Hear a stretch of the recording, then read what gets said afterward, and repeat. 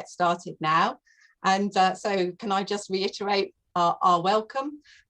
This is a joint event by Benjamin Franklin House and the Royal Institution. And I'm Alison, I work for the RI, and you can see Dan, who's also an RI presenter, waving to you now, and Eleanor, who is the Education Manager at Benjamin Franklin House. So, firstly, to welcome you and to say that there are 3 firsts happening now as I speak. This is the first time that we've put on the event Science on Stage as an equal collaboration between Benjamin Franklin House and the Royal Institution. It's the first time that we've been online, because before it's been in-person event in London. And that has another consequence for firsts, because it's the first time we've been able to have children from all over the country. I realise now that you can't see where everybody else is from. I'm really sorry. So I did read out some of the places: Wales, Devon, London. I will read out some more later. So thank you. It is really exciting for us to have people joining us from all over the country, because as I say, we haven't been able to do that before. And Benjamin Franklin House and the Royal Institution both think it's really important that people enjoy and understand more about science, not just because you might use it in your careers, but because it's exciting and interesting in itself. So those are joint aims that we have. So we really enjoy working together and bringing this event to you this afternoon. And we hope that you will be inspired to carry on finding out more about science throughout your lives. And perhaps you can think of some questions you'd like to ask, and we'll be able to do that. So both of our charities are really keen to bring the excitement of science to you, and also to tell you a little bit about the history of science, about the people who, although they lived a long time ago, influence how we live our lives today, here on the 26th of May, 2021. It is amazing when you start to think about it, and we're going to share a little bit of that with you. To hear for half an hour from Eleanor about, from Benjamin Franklin House, about Benjamin Franklin and some of his exciting things he's done. Then we will have a 5-minute movement break. So your teachers will take over at that point, and we'll tell you what to do during that 5 minutes. Might just be to have 5 minutes not looking at a screen and to move around a bit. And then we will be joining Dan at the Royal Institution to hear a bit about electricity, the history of electricity. So firstly, we are going to hear from Eleanor, who is the Education Manager at Benjamin Franklin House, and she's going to talk to us about the science of sound and a really interesting invention by Benjamin Franklin himself. So over to you, Eleanor. Thanks so much for the introduction, Alison. Hello, everyone. We are so delighted that you can join us for this first online Science on Stage event. As Alison said, I'm going to be talking about Benjamin Franklin, his invention of a musical instrument, and also the science of sound. So to begin with, I'm going to share a presentation to tell you a bit of the history of Benjamin Franklin, the house he lived in London, and also this invention of his. Then I'm going to show you some demonstrations, some of which I'm hoping you might be able to try either at home or at school. Now, because we have so many people joining us today, which is just fantastic, I am going to be trying to get some participation from you during my presentation, and I'm going to be using poll questions for those.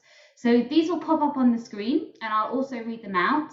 If you're joining at home on your own device, then you can just press the answer you think is correct. If you're in a class at school, then as I read out the different options of answers, put your hand up for the one you think is correct, and then your teacher can select the one that the most people in the class voted for, and then we'll share the results and see what you all think. So,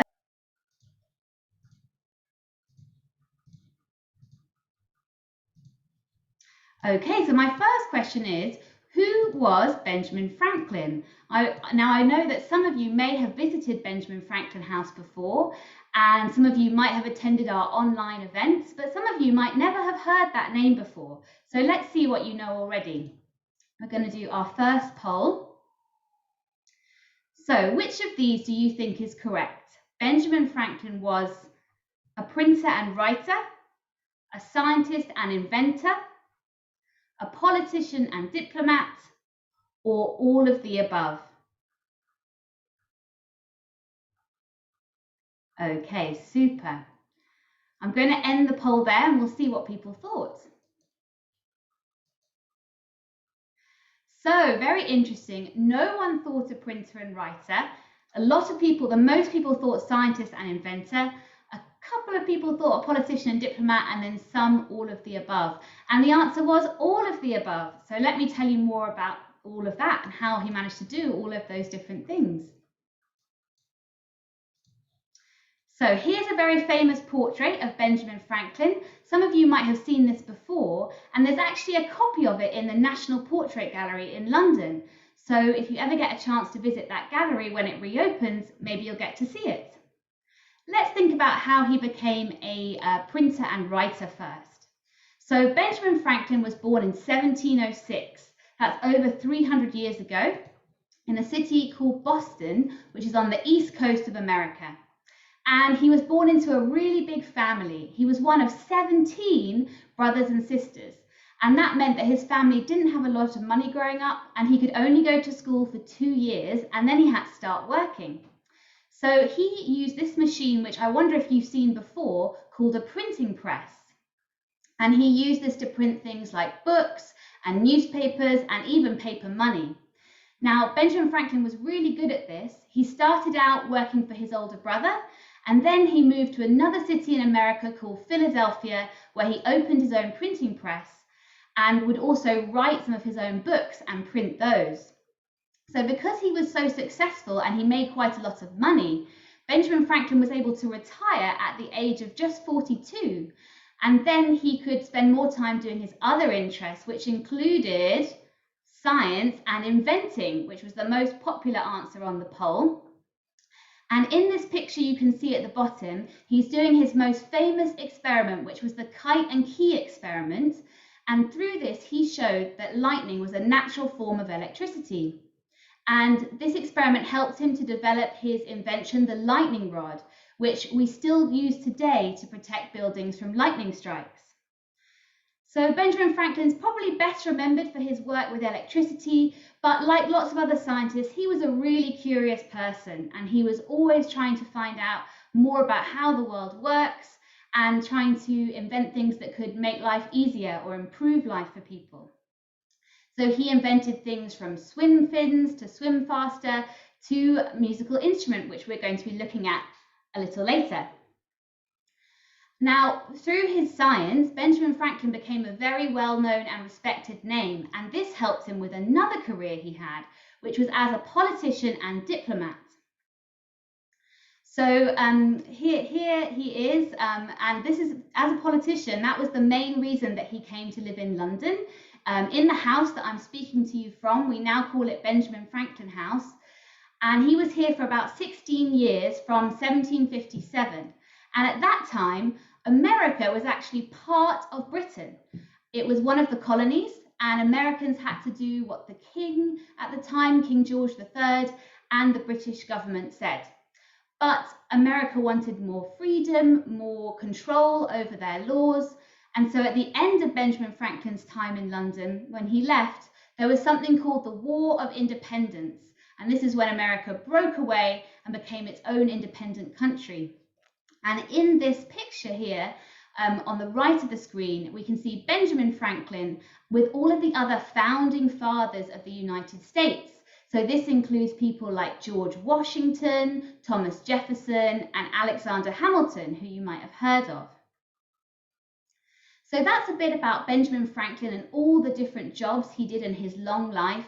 He lived from 1706 all the way through to 1790, so until he was 84 years old.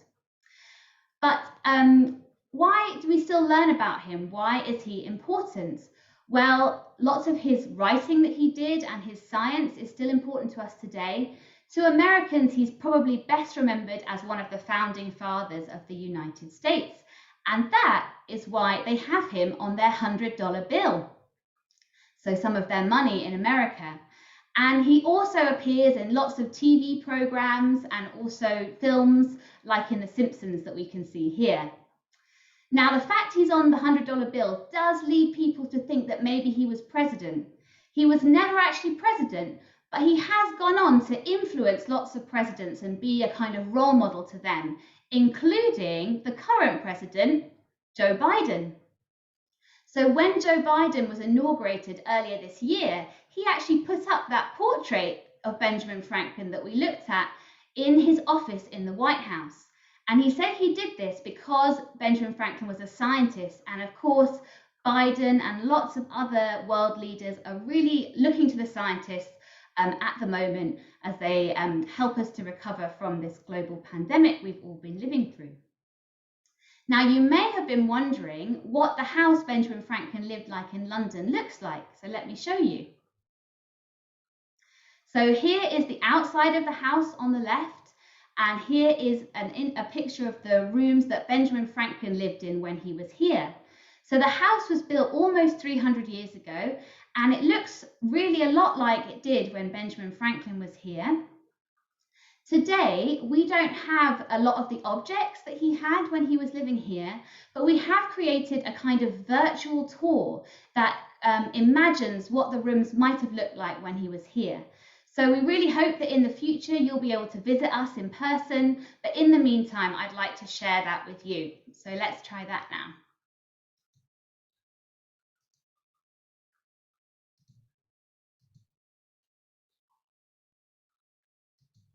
Okay, so when you come in through the front door, you have these wooden floorboards, and all of the walls are made from wood as well, this wooden paneling that's painted a kind of pale green color so that it picks up the light, but also hides all the soot from the coal fires they would have had burning at the time.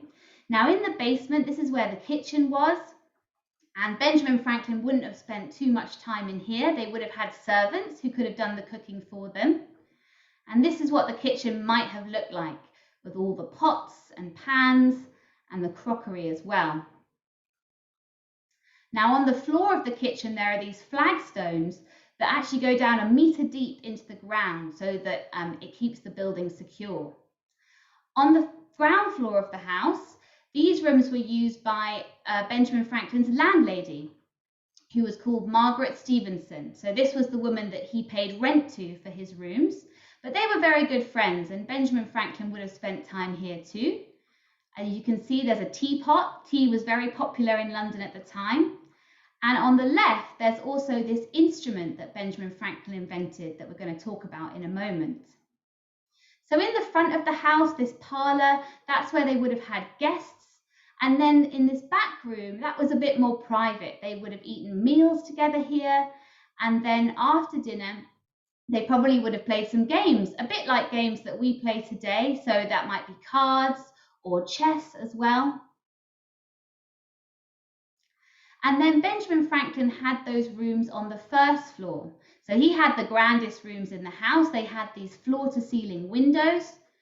And we think that he would have had lots of traces of his scientific life in the room. So on the wall here, we have the map of the Gulf Stream, which is an ocean current that he made, an electrostatic machine, also a desk for his writing, lots of books because he always kept on learning.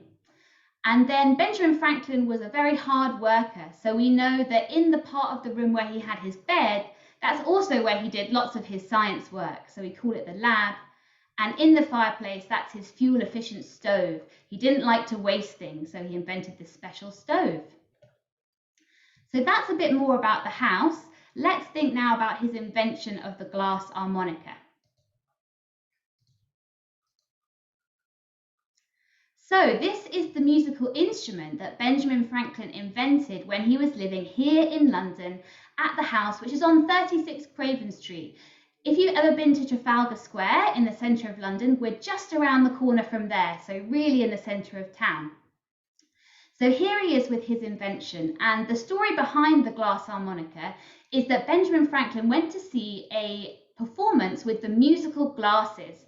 So this, you might have seen this before. This is where you have wine glasses filled with different levels of water, and the player will wet their fingers and then move their fingers around the rims of the glasses and make a really kind of ethereal sound.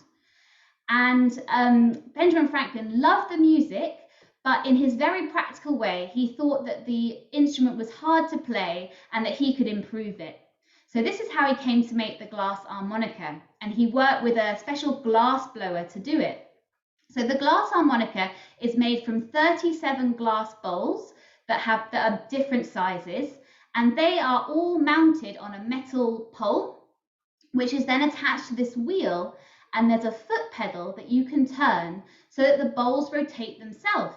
So it's a lot easier to play than having to move your fingers around all of the glasses. And also, because the rims of the bowls are close together, you can play it much more like a piano. Now, when Benjamin Franklin invented the glass harmonica, it was extremely popular, and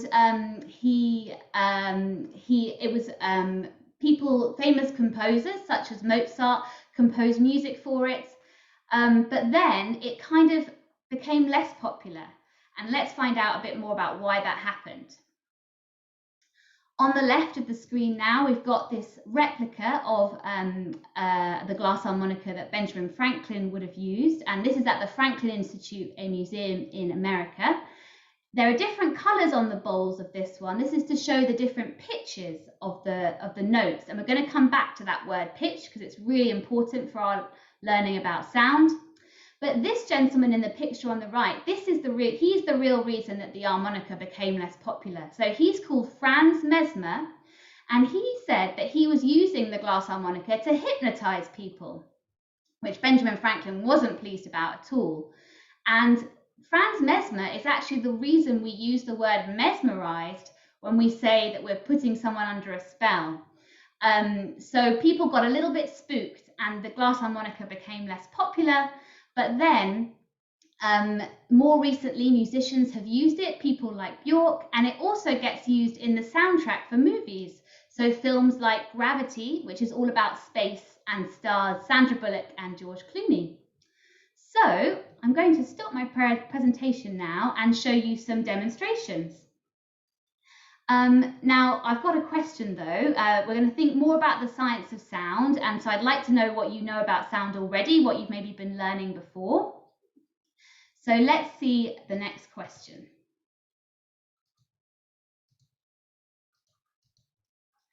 So what is sound? Is sound vibrations, waves, or both? And I'll share the results.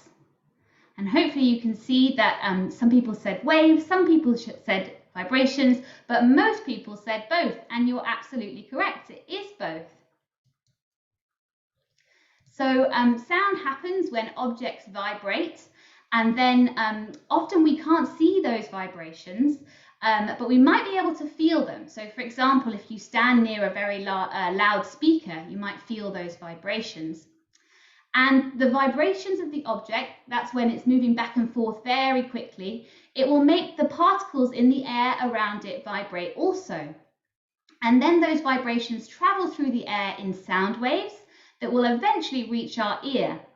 And inside our ear, we have an eardrum.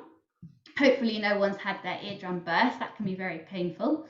So we have an eardrum that those sound waves make vibrate. And then there are some small bones inside our ear that the drum vibrates.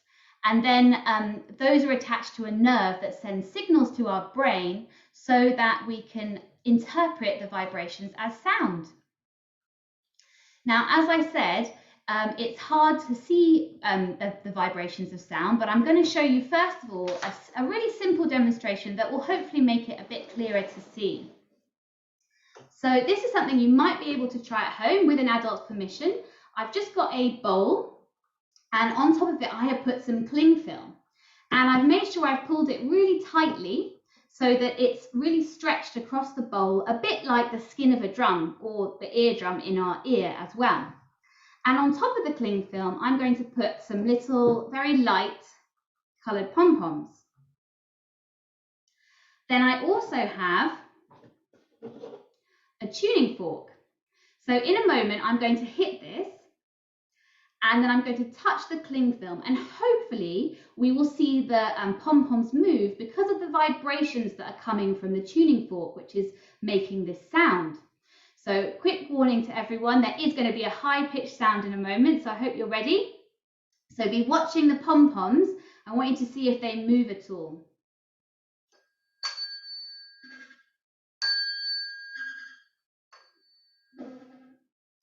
hopefully it's a bit hard to see from far away. Hopefully you could see them moving around a little bit. And if you were to try this at home with an adult's permission, rather than the pom-poms, you could use something very small and light, like some grains of rice. And if you didn't have a tuning fork, then you could use a metal spoon and a metal pan or tin. And if you hit that near to the cling film, it should make it vibrate. Okay, so that was the first demonstration. We're going to come now to think a bit more about the science of the musical glasses and how that inspired Benjamin Franklin to invent the glass harmonica. So I've got 3 glasses here with me. And hopefully you can see that we have different levels of water in the glasses. So this one is almost full, this one is about half full, and this one only has a little bit of water. So in a moment, I'm going to try and make a sound by moving my finger around the rim. And I want you to be listening really carefully. And the thing I want you to be listening out for is pitch, which we mentioned before. So this is one of the things we talk about when we think about sound, as well as waves and vibrations. We talk about volume and pitch.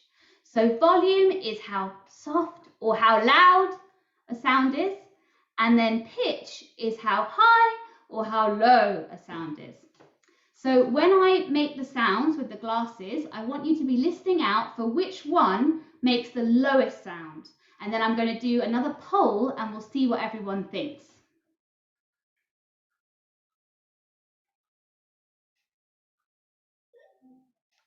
So hopefully you can hear it. It takes a moment to get warmed up.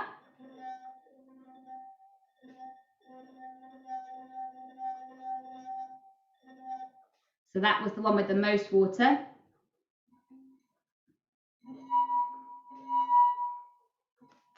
Remember, you're listening out for the lowest pitch, the lowest sound.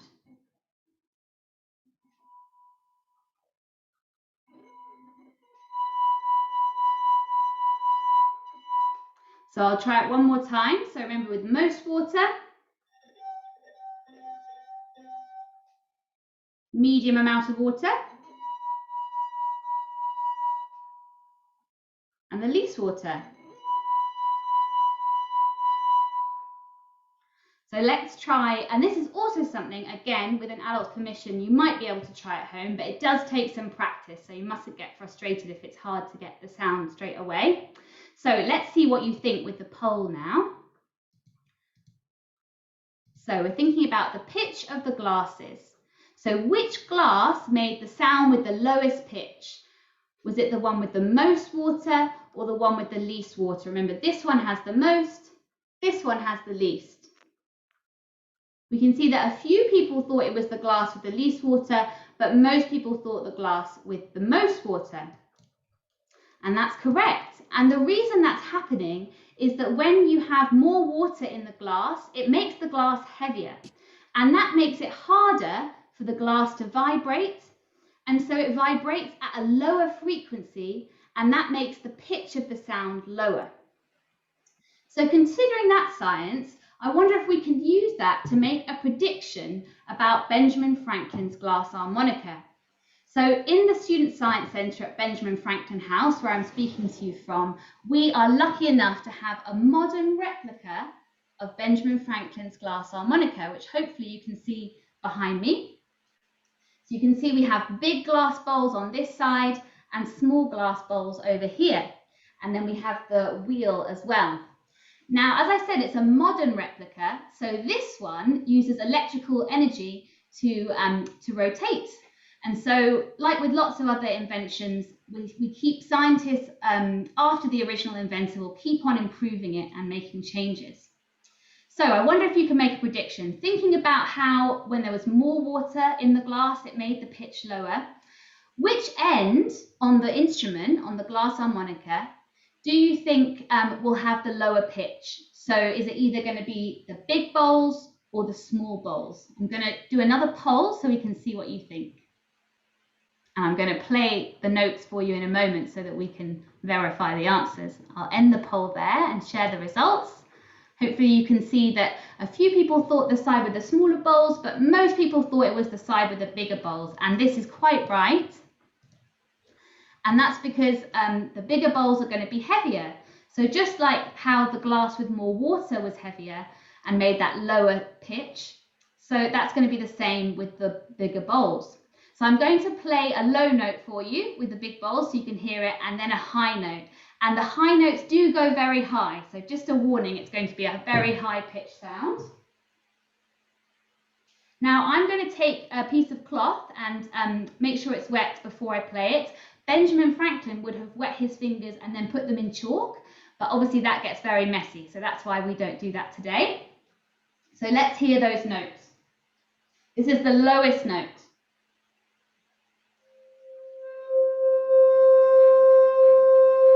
Hopefully you heard that okay. And then I'm going to play one of the highest notes. Get ready for the high pitched sound. Okay, so as you saw, the bigger bowls make the lower pitch because they're heavier, and that the smaller bowls make the higher pitch. Now remember, the glass harmonica is used by modern musicians and also by some people who make the music for films. And it's very similar to another instrument called a celestia, which was used to make the soundtrack in a very famous series of films, which I think some of you might have seen. So I'm going to try playing the soundtrack, and do put your hand up if you're in class and let your teacher know what you think it is. And if you're on your own device, then do type in the chat if you recognise the tune. Let's have a go.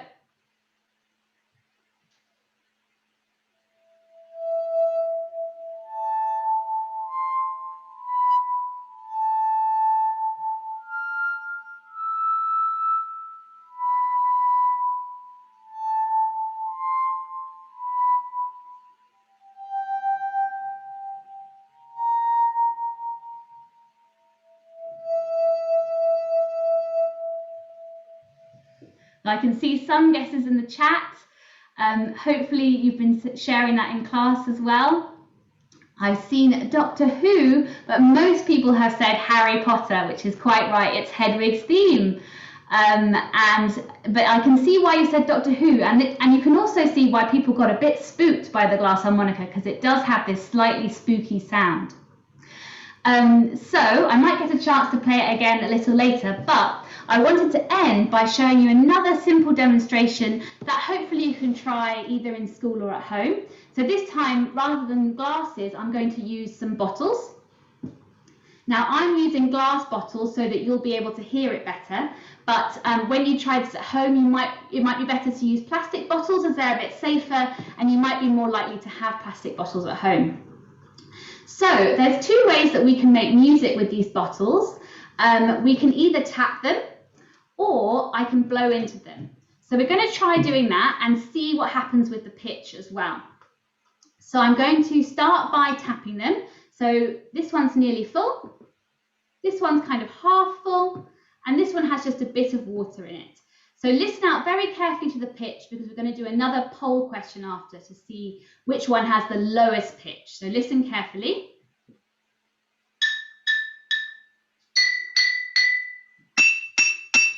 I'll do it one more time.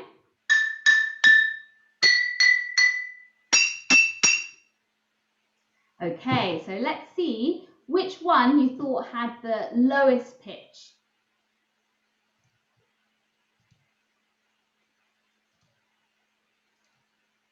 Okay, so which of the bottles had the lowest pitch? Was it the bottle with the most water or the bottle with the least water? Okay, I'm going to end the polling there and share the results. We can see that most people thought it was the bottle with the most water, and you're quite right. Just like with the glasses and the glass harmonica, because this bottle is heavier, it makes that lower pitch.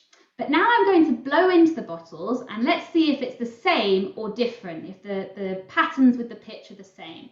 So let's see, listen out to those sounds. So firstly with the most, then the middle, and then the least.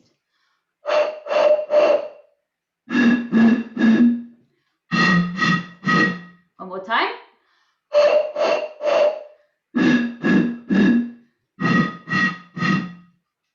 Okay, let's see on the polls which one you think has the lowest sound.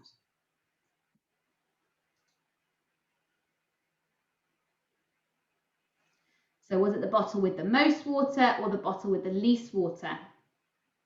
You can see that this time, as most of you said, it was actually the bottle with the least water. So it was the opposite. And that's because rather than making the sound with the glass, when you blow into the bottles, you are making the sound with the air. So it's all about how much space there is for the air in each of the bottles. So hopefully that's something that you will be able to investigate a bit more, either in school or at home. Thank you so much for all your participation in my presentation. We're going to take that 5-minute movement break now. So I'm going to just put up a holding slide on the screen, and I know that some people might want to, we'll hand over to teachers in classrooms to kind of manage a movement break for students, and we'll be back at 2:10 for Dan's presentation for the RI. Thank you so much, everybody.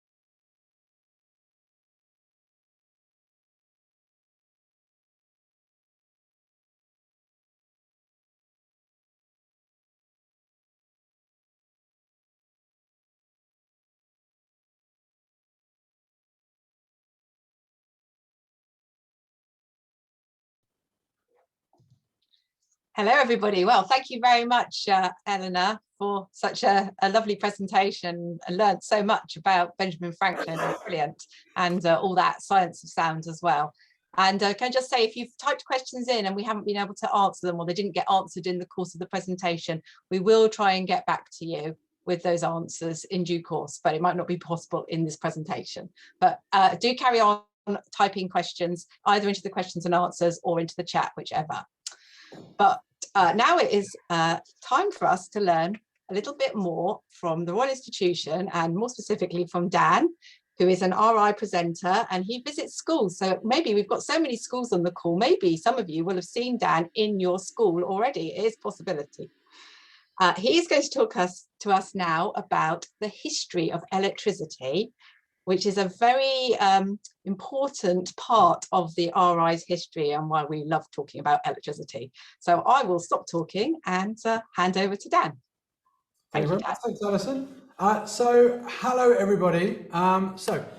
You were hearing about Benjamin Franklin there for a while, and one of the things that was mentioned is that he did this famous experiment with a kite, and he captured some electricity, proved it was a natural thing, and to capture that electricity he used something fairly similar to this. Now, yes, you're right, it is just a drinks bottle. It's got some foil wrapped around it, and I've put a paper clip, I've straightened that out, and I've popped that in there. And this is a version of something called a Leyden jar, and it can store electricity. Now, you can charge it up by like rubbing a balloon on your hair and touching it to it. In the comfort break, while you were stretching your legs, maybe going to the toilet, I was charging this up, and I'm hoping I've charged it up enough that I will actually be able to show you that it's got electricity in it by making a spark. Now, to do that, I've got a wire here, which I'm going to tape to the foil that's on the outside, so it's touching one side. And I'm going to take the clip at the other end, and I'm going to touch it to the paper clip sticking out the top. Now, I'll do this against my dark shirt, and I'm hoping that I've charged this up enough that you can actually see a spark. Let's see if you can see this. Did you see that? Can you see those tiny little sparks there? They are really tiny, but I'm hoping you could see them. And this is a really simple way of storing up electricity. You might even be able to make one of these yourselves. I think we'll send you the instructions so you can try it for yourself. Now, a Leyden jar is a fairly good way of storing electricity, but as soon as you spark it, all that electricity is gone. So we need a better way of storing electricity, and I'm going to tell you, if I come around here, the story of that. And the story of this really good source of electricity starts about 200 years ago, before this building, the Royal Institution, was properly going. The story begins in Italy. I'm going to tell you the whole story, but as I tell you it, I'm going to make one of these really good sources of electricity. I'm going to show you the three important ingredients. I have these orangey brown metal discs. I've got these silvery metal discs, and I've got these wet cloths. These have been soaked in water, made of felt, right? So they're my three ingredients, and I'm going to pile them up on this little stick here, and I have to do them in the right order. So I'm going to start with the orangey brown one, then I'm going to put the wet thing on, the wet cloth, and then I'll put a silver one on. And I'm going to keep doing that as I tell you this story. So, like I said, it's 200 years ago, and it's in Italy. Benjamin Franklin had shown that electricity was a natural thing, and people were looking for it everywhere. And there's a scientist that's quite famous for his work, called Luigi Galvani. Luigi Galvani is interested in things like how animals move, and if that's got anything to do with electricity. So he does something that's a bit grim, right? He thinks, I need an animal that's really good at moving its body, so I can find out how it works. And he thinks to himself, frogs. Frogs are really good at moving, right? They're really good at jumping. So whatever is happening inside of a frog's legs will help me understand how animals move their bodies. So he gets loads of frogs, he kills them, he chops their legs off, and then he cuts the legs open and looks inside to see what's going on. Now, obviously, he's killed the frogs, right? They're dead, he's chopped the legs off. So we're all thinking that they're not going to move anymore.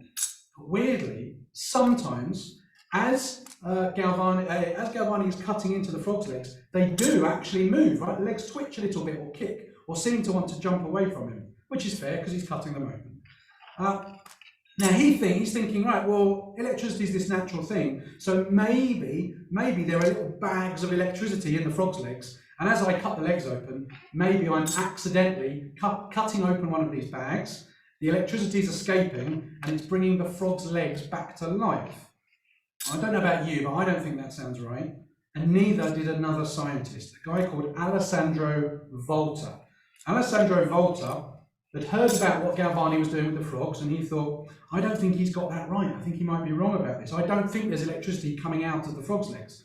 So to try and prove it, Alessandro Volta gets loads of frogs, kills them, chops their legs off, cuts their legs open, and looks inside. But he doesn't just look inside, he also looks outside of the frog's legs, right? He thinks something else is making them move. He thinks that it might be that the metals in the equipment he's using are having some sort of chemical reaction. So maybe he thinks, maybe there's some copper, these are copper discs, maybe there's some copper in the pins that are holding the frog's legs down. And maybe there's some zinc, so I've got some zinc, maybe there's zinc in the knife that we're cutting it open with. And then along with all the juices from inside the frog, right, all that wet stuff, there's some sort of chemical reaction which is making electricity. And it's that electricity that's making the legs move. So he needs to try and prove it, and he does so by building what I'm building here, right? We call this a voltaic pile, and it's a pile of those things, right? The copper and the zinc and some salty chemicals, right? The juices there. So he ends up with something that looks a little bit like this pile of things, and it does give him electricity, right? This is a really early version of what we would think of as a battery, and this should actually work. This should be making electricity. So we're going to see if it's working using my little light bulb here. So I've got my light bulb, I've got some wires. I'm going to attach the wires to my battery, my voltaic pile, and we'll see if it lights up. Now, see if I can get these the right way around. What we'll do, because it might not be that strong, we're going to dim the lights down, please. So we're going to send the lights down. Here's the light bulb, keep your eye here. The lights should go down. We'll see if when I connect this last connector, will my light light up? There we go, can you see that? That blue light, the electricity to power the light bulb, is being made by the chemical reaction in my voltaic pile. Oh, look, already started to run out, move it around, get a better connection. Look at that, yeah, wow indeed. That person said that, look at that, we have made a battery. Okay, let's put the lights back up, thank you very much. I'm going to move this out of the way for a second, because today, because I'm in the building at the Royal Institution, I've got something really special to show you. Charlotte, our curator, hello, I'm back. Charlotte, our curator, has lent me something. She's lent me another voltaic pile, but it's not any old voltaic pile. Oh, if I can get my gloves on, which I need to have on because this is an important object. Oh, hang on, oh, that's gone. Sorry, hang on a second. Get some clean gloves. Here we go. Right, sorry. So, I'm going to put my gloves on because I'm going to show you another voltaic pile, but this isn't any old one. This is actually one of Alessandro Volta's original piles. What I'm about to show you is over 200 years old. Oh, forget my gloves on. When my hands are wet, it's difficult to get my gloves on. Hang on. Oh, there we go. It's really important I do, though. Because this object is over 200 years old, I've got to look after it. I don't want to get my greasy hands all over it, do I? So, get all my fingers in there. There we go. This is only one. Sorry, hang on. I've got to get the other one on as well. Maybe that will go a bit smoother. No. Oh, too many fingers. Here we go. Right. So, got my gloves on. Thank goodness. Okay, here we go. This is, very carefully pick this up. This is an original voltaic pile. It's over 200 years old. This was made by Alessandro Volta himself. And you can see, just like mine, there's some posts to hold everything together. And here's all those discs, some of copper, some of zinc, and some felt sponges in between. They might be made out of leather, actually, but something to soak up those chemicals that help the chemical reaction happen. This isn't any old voltaic pile. This is the one that Volta made and gave to the Royal Institution as a gift. Now, we sent two of our scientists called Humphrey Davy and Michael Faraday all the way to Italy to meet Volta and find out more about this battery, because when we heard about this, we thought it was amazing. And when Humphrey Davy, who was the boss, and Faraday, who was like his assistant, when they got there, Volta thought Faraday, the assistant, seemed like he was an incredible person, seemed like he was going to do some really amazing things. And so he actually gave this as a gift to Michael Faraday, the assistant. And Humphrey Davy was really jealous. He thought that was a bit of an insult. It's like, I'm the boss, I should have got the present. But it was given to Faraday, and Faraday did, of course, go on to do some incredible things with electricity, which I will tell you about. But I'm going to move this out of the way because I'm going to go back behind the desk and do some slightly dangerous things that I don't want my voltaic pile, there we go, to be anywhere near when I do them. I'm going to move this stuff out of the way as well. So Humphrey Davy and Michael Faraday, they bring that voltaic pile back to London, back to this very building, and they used them to do some science experiments with electricity. I'm going to show you first of all something that Humphrey Davy did. Now 200 years ago, if you imagine what life was like, right, you might think, oh, it's probably quite dim and dark, right, because they didn't have electric lights like we have now. They had, you know, candles and oil lamps, that kind of thing. And the reason they didn't have electric lights back then is because, well, they didn't know they could have electric lights, right? They didn't know that was possible yet. But Humphrey Davy, now he's got this voltaic pile, he's got a source of electricity, he thinks it might be possible. So he starts running electricity through things to see if they light up. Now I've got a version of his equipment here. This isn't his original, this is my one. And what this is an arc lamp. I've got 2 carbon rods here, and I'm going to arc electricity between them, between the gap here. Now an arc it's a bit like a spark, but it's not really quick, it's constant. It's a constant bridge of electricity. It's incredibly hot and it's incredibly bright. Now this is so bright that I need to protect my eyes. And to do that, I'm going to put some welding goggles on, right? So these are incredibly dark glasses that I can't see out of right now. They're going to protect my eyes. Your eyes are protected by the fact that you're looking at this through a video screen. So you will be okay. I also won't be using a voltaic pile for my electricity. I'm going to plug this box in. So I'm going to plug that in there. I'm going to get the power on. And just to really give us a sense of what it might have been like 200 years ago, can we have the lights down again, please? So it's going to go really dark. And then I'm going to try and make some electrical light for you with my arc lamp here. Let's see if you can spot any light being made. I imagine you might. Let's get some little sparks first, I think. There we go. Where are we? Oh, there we go. A couple of sparks. Let's see if I can get that arc going. Oh, there we go. There we are. So I can see that the camera is struggling to focus. There I am. Look, incredibly bright light. This would have blown people's minds 200 years ago. If you imagine you'd only ever seen candles or oil lamps, and then all of a sudden Humphrey Davy is like, look what I can do with electricity. I can make this incredibly bright light that if you stay in it for too long will give you a tan. That's how bright it is. That's why I've got my welding goggles on. It is really, really bright. It is really, really hot as well. I can feel the heat coming off of it. And because it's using so much electricity, it is also incredibly dangerous. So I am going to stop it there. But I don't know how excited you are in the classes, but why not give that a round of applause? I can see some comments saying, wow, I totally agree. This is really amazing. Yeah, just imagine, it's 200 years ago, you've only ever seen oil lamps, and then all of a sudden this is happening, you wouldn't have known what you were looking at. It was incredible. But of course now, electric lights, we have them all the time, don't we? We don't even think about it. We put the lights on in our living room, in our bedrooms, we read a book, all that stuff, and we don't think about the fact that just 200 years ago, nobody even knew it was going to be possible until Davy did experiments like that. Now, something else that Davy did with his newfound source of electricity is something he's a bit more famous for. He's did something called electrochemistry. He used electricity to work with chemicals, and in fact, he would split chemicals apart to see what they were made of with a process called electrolysis. And I have some electrolysis happening down here. I'll explain the equipment to you first, and then we'll see if we can do anything interesting with it. Once again, I'm getting electricity from the wall, right? It's going through my power pack down here, and it's going over to here. I've got this glass jar here, and in my glass jar is my complicated chemical. What I mean is, it's got more than one element that make it up. If you know elements, we have them on the periodic table, they make everything up, and this chemical is made up of a couple of different elements. The electricity from my power pack is going into there and pulling the chemical apart so that some of the elements are going one way and some of them are going the other way. Now, it just so happens that the elements that make up this chemical are gases.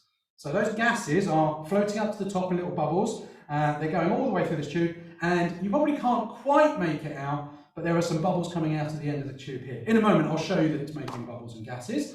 But let's see if we can work out what those gases are. My complicated chemical is sometimes known as H2O. So just say to the person next to you what you think the normal name, the everyday name for H2O might be. I can see some comments already. If you said it's water, you're absolutely right. It's just water in here, drinking water.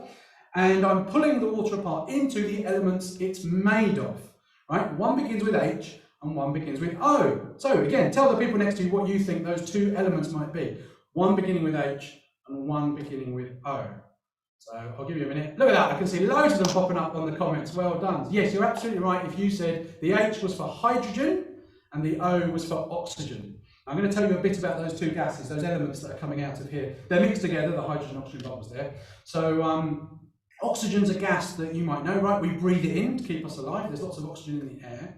You also need oxygen if you want to burn things, right? If you want there to be fire, then you have to have some oxygen to help you burn the thing you're trying to burn. Hydrogen is a gas that's lighter than air. When I say that, what I mean is if I had a balloon of hydrogen, it would float up. You know, like those birthday balloons you might see, they normally have helium in.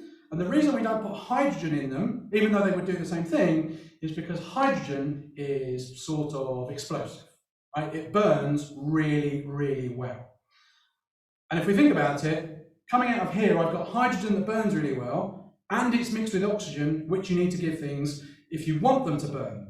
So we could describe the bubbles that are coming out of here as explosive.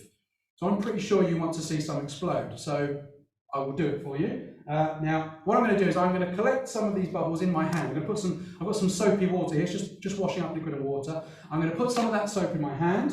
I'm going to bubble some of the gases into my hand. So I'm going to hold the explosive bubbles, and then I'll add a little bit of heat, and hopefully we'll get an explosion. Now, I say an explosion, sometimes it's just a bit of a pop, but sometimes it's really loud. Now, because I'm so close to it, just in case it's really loud, I'm also going to put some ear defenders on.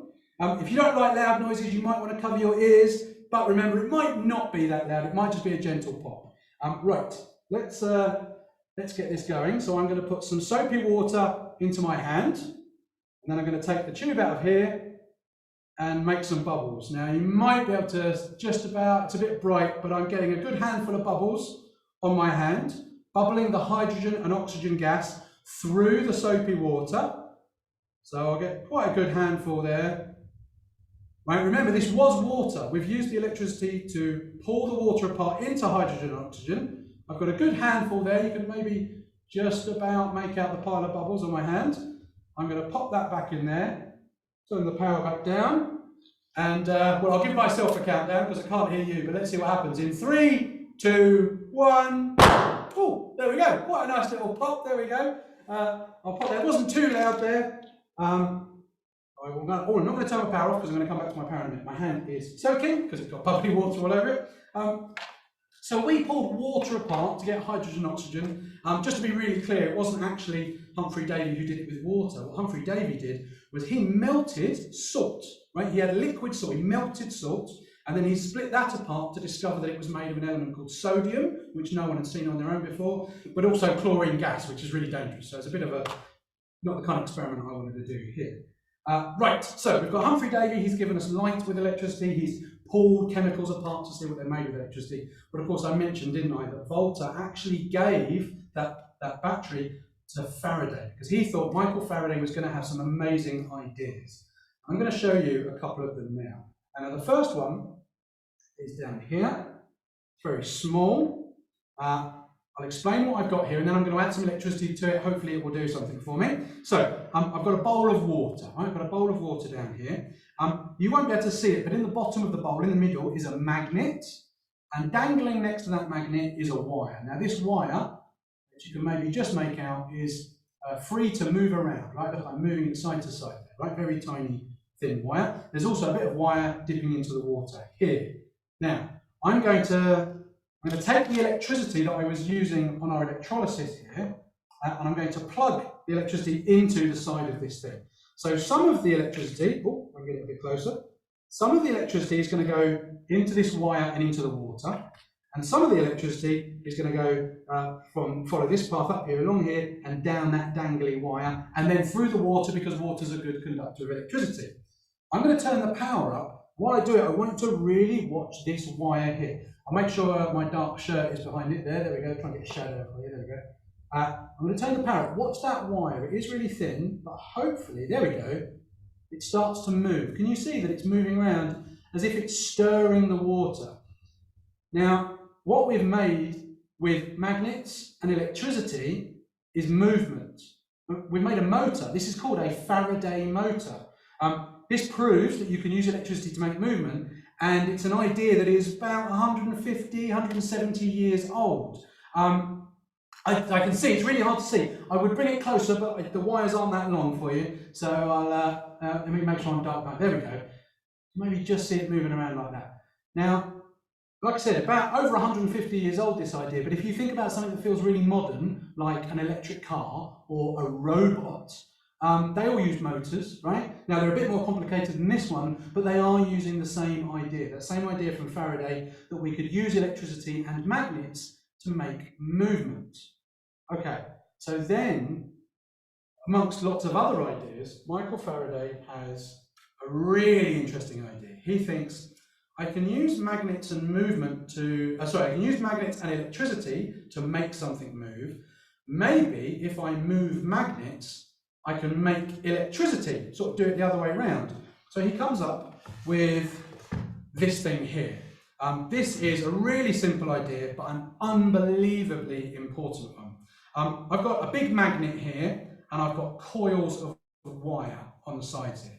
Now this magnet is attached to a handle at the back, that means I can make it spin round. And as it spins, it's moving, as it spins past the coils of wire, it makes or generates electricity. Now this is a really important idea because it's where nearly all of your electricity comes from. When you plug something in the wall at home or at school to either make it work or to charge the battery up, you're getting electricity from some sort of power station. Now that power station could be a wind farm, where the wind is making them spin round, right? Inside those wind turbines, there are magnets and coils of wire. It could be a hydroelectric dam, where as the water flows through the dam, it makes these turbines spin around, and inside them there's magnets and electricity. It could be a coal, oil or gas power plant where they're burning those things to make steam, and the steam is making the turbine spin around. Inside the turbine, magnets, coils of wire. It could be a nuclear power station where they're using nuclear power to make steam, spin turbines, inside the turbines, magnets, coils of wire. Nearly everywhere you get electricity is using this idea from Michael Faraday. The exceptions being solar panels, which work in a different way, and chemical reactions like we saw in the voltaic pile in batteries. But most of the time when you get electricity, it is from some big giant version of this thing here. Now this isn't just a model, this is a working generator. What I'm going to do is I'm going to hold it up this way for you. I'm going to ask for the lights to go down again, please. And if you just look on the side, what you should hopefully see as I spin it round is a red light lighting up. Oh, I've got super out of focus, there we are. So that light, that red light is lighting up only when I am turning the handle, when I'm generating electricity. As soon as I stop turning the handle and I stop generating electricity, the light goes out, right? Like I said, this is a really, really important idea. Can I have the lights back up, please? Because I have to admit something. That little red light, it's just not very exciting, is it? I mean, oh, fantastic, thank you from that person. It's a cool idea, it's an important idea, but I admit that a tiny little red light could maybe be better. So I've got something better for you. I'm going to come around here. I've got this thing here, this box. Oh, I can see it. There we go. I've got this box here. Now, in this box is an explosive, right? It's a type of pyrotechnic that's used in stage shows, at concerts, that kind of thing. And to set it off, of course, I need some electricity. So I'm going to generate some electricity with my generator.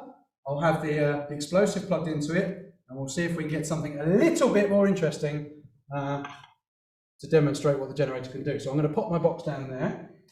Let me show you how I set this up. So I've got two cables, which I'm going to plug or clip onto the generator there. There we go. Make sure they're in properly. Now I do have to show you, I have a couple of things here. I have a safety button. Because it's a pyrotechnic, I don't want it to go off by accident. I don't want an explosion when I'm not expecting it. So I have this safety button which I plug into the side. And on my belt here I have a key. And the key goes in, and then I switch it to the armed position. Now this is all ready to go, and you might be able to see there's a red button on this box. I just want to show you that the red button does not set off the explosive on its own. We need the electricity that I'm generating here to set off this explosive, okay? Not the button here.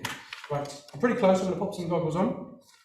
Okay, I'm going to get all this right. I'm going to start turning, I'm going to start generating electricity. I'm going to give myself a countdown. Please feel free to join in. I'll press the button and hopefully we'll get a nice sparky explosion. So, generating the electricity, here we go. 3, 2, 1.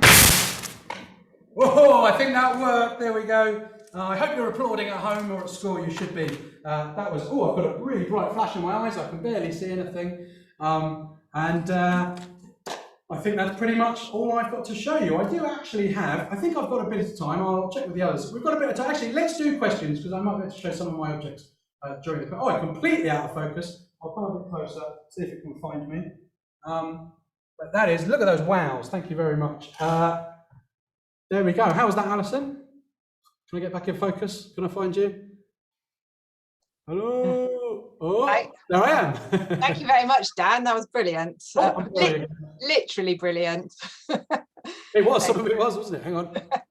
Yeah, so yeah, really interesting to see that progression from Benjamin Franklin's electricity experiment. And thank you for talking us through all some of the important people that then contributed to our understanding of electricity. And yeah, that's really helped me to understand how it all sort of works together.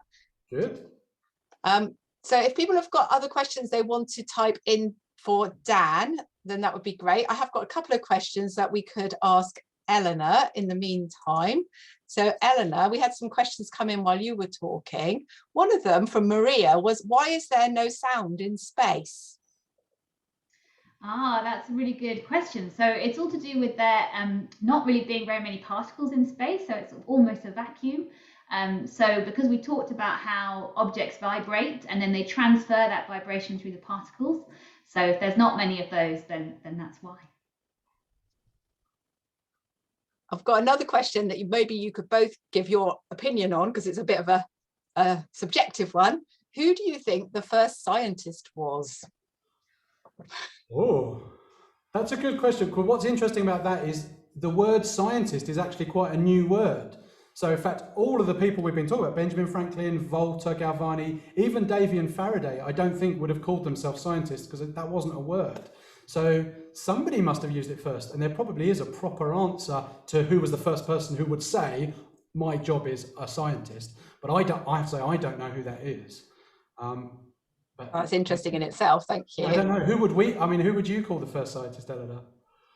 It's really tricky, but you're quite right. This idea of natural philosophers, that's what Benjamin Franklin would have called himself. Maybe one of the ancient Greeks, possibly one of the first ones that we know. But that's I'm going to go and have a look into that. It's a great question. Yeah, actually mentioning Greeks, one of the first people we know, one of the first experiments we know of with electricity was a Greek guy called Thales, and he was rubbing amber on animal fur, a bit like when you rub a balloon on your head and building up a static charge. And that's one of the first people we know of who wrote down what was happening. And they're like, oh, look at this way. So, I mean, he's certainly an early scientist. I've got another nice question for Dan from Anne. I think she may be the teacher. Says, if water contains oxygen, why can't we breathe underwater? Oh, good question. Why can't we? Okay, so in chemistry, when you've got these elements, things like oxygen and hydrogen, they want to go together, right? So sometimes they want to go together, sometimes they don't. But if you've got some hydrogen and some oxygen, like those bubbles I had in my hand, if I'd have just left them, after a while, they would have all teamed up and made some little water molecules and gone back to being water. So oxygen and hydrogen really like being together. When we breathe in the oxygen in the air, it's going to end up going with carbon. That's why we breathe out carbon dioxide. So we can work out, can't we, that oxygen also likes to go with carbon. Now I'd have to sort of remind myself, I can't remember exactly, but essentially oxygen, we could say, likes being with hydrogen more than it likes being with carbon. So if we get water in our lungs, although there's oxygen there, the oxygen isn't going to go into our blood and joins with iron in our blood, but it's not going to join because it really likes being with the hydrogen. It's really hard to tempt it away from the hydrogen. So that's why, even though the oxygen is there, it really wants to be there with the hydrogen and not anywhere else. So it's hard for us to drag it away. Oh, thank you. It does make you think, though, doesn't it? Because it'd really be a terrible thing to get water in your lungs, even though there's oxygen in it. I've got a couple of questions about the harmonica, Eleanor. One is, do you know what year the harmonica was made? And also, why did Benjamin Franklin invent the harmonica? Oh, that's a great question. So he went to see that performance of the musical glasses in about 1760, so a few years after he arrived on Craven Street in London. Then so he was developing it and finished it the next year in 1761, and I think it had its kind of premiere in 1762. So he was about 55 when he invented it. And then the question why, thank you for asking that, because I should have mentioned this. Benjamin Franklin was a great lover of music. He loved to sing. He played the harpsichord as well, which is another old-fashioned musical instrument we don't hear so much today. And he actually said of all his inventions, and I saw earlier someone asked how many he invented. I'm afraid I don't know the exact answer, but lots and lots. He said of all his inventions, the glass harmonica was the one that brought him the greatest personal satisfaction. So it really was very, very close to his heart, the glass harmonica. I think we are almost out of time, but I'm just going to ask one last question to Dan, because people, as you can imagine, are asking lots of questions about explosions. They'd like to know why your explosion didn't harm the table. It's just as well it didn't, because it's a very historic table, isn't it? Well, yes, right. So the table, we call it the Faraday desk. Now, this probably isn't actually the desk that Michael Faraday used. I think this one was built in about the 1970s, but still quite important and used here for lots of different things. So there's two reasons it didn't damage it. One, the explosive I used, it was in this special pot, so that kind of protected what was underneath it. It was very much directed to go up. It's also it's quite, as explosions go, quite a gentle one. It's quite a big, like puffy one. There's not a lot of force behind it. It wouldn't really damage anything. But just in case, right, it's got the box. It's also on top of the desk here, I've got this special cover. But I'll tell you a little bit of behind the scenes at the Royal Institution. This cover is here to protect the desk. And just in case you think we don't need it, this is the current state of that protective layer. It gets broken. It's in about, I don't know, 5 or 6 pieces now, because stuff happens on here, it gets really hot, explosions happen against it, gets damaged. But that's what it's there for. It's there to take the damage so that our lovely wooden desk doesn't. That's why it didn't damage it. Partly because it didn't have a lot of force, but also because we're very careful about protecting the desk. Wow, thank you very much. Unfortunately, we are running out of time now, but I would really like to thank Dan and Eleanor for that fantastic insights into some different aspects of science, but also into the people and the stories behind science, which I think are really fascinating. One of the questions we didn't have time for was what made you want to become a scientist? And I think some of those stories are what made me interested in science and wanting to know more and to become one myself, perhaps, because you can relate to the people. So thank you very much indeed. We would really like to hear what you thought. I've had the privilege of being able to speak and say what I thought, but if you could fill in the feedback for us, it'll just take a couple of minutes. We are sending you out a feedback form, and we would really like to know what you most enjoyed, and if there's anything that you could suggest that would make it even better, that would be really great. Just a quick reminder that we have been recording everything this afternoon, and everyone who registered will get a link to that recording. So if you want to watch back, see an explosion again, hear the Harry Potter theme again, you will be able to do that at your leisure. And if you've really enjoyed, and I can also see a question in the chat saying, can we come and visit Benjamin Franklin House? So if you've enjoyed this afternoon and you might like to do some more activities with either the Royal Institution or with Benjamin Franklin House, we are also going to send you information about that. And we would absolutely love to work with you again in the future. But for now, I think we are very nearly out of time, unless Eleanor or Dan want to say anything else. Just thank you very much for having us and let us into your schools and show you the stuff that we think is really exciting. Yeah, and I can see there have been so many brilliant questions in the chat and the Q&A. Thank you so much for your amazing participation. I do get a copy of those questions, so as much as possible we will try and get in touch and answer those questions that your amazing students have been asking and that you've been asking from home. Thanks so much, everyone. It's been a lot of fun for us. I hope it has been for you too.